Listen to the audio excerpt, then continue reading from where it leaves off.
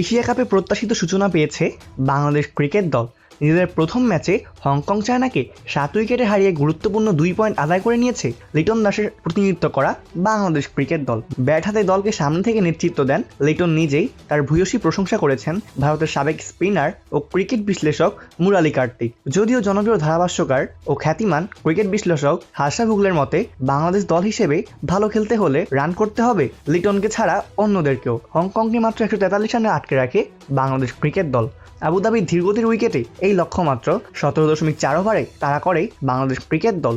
47 রানের মধ্যে দিউপানারকে হারায় বাংলাদেশ দল। তারপরে 39 বলে 59 রানের ইনিংস খেলেন লিটন কুমার দাস এবং হয়েছেন প্লেয়ার অব দ্য ম্যাচও। 36 বলে 35 রান অবহিত ছিলেন তাওহিদ হৃদয়, তার সঙ্গে করে 69 বলে 95 রানের ঝুটি করেন লিটন দাস। কিন্তু জয়ের জন্য যখন দরকার আর 2 রান, তখনই বোল্ড হয়ে মাঠ ছাড়েন ক্যাপ্টেন লিটন দাস। ক্যাপ্টেন লিটনের ইনিংসের প্রশংসায় মুরালী কার্তিক বলেন, যেভাবে লিটন ব্যাট করেছে, যেভাবে ও ইনিংস নিয়ন্ত্রণ করেছে এবং লোকেরা ওকে ঘিরে খেলেছে, ও এটা নিয়ে খুব খুশি হবে। দিনের শেষে আপনি একটি জয় দিয়ে শুরু করতে চান, যা ও করেছে।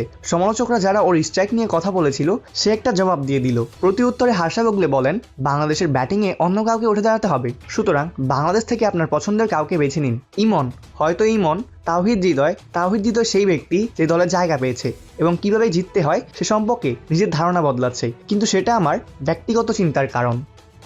অপূর্ব দাস, প্লেবাস নিউজ।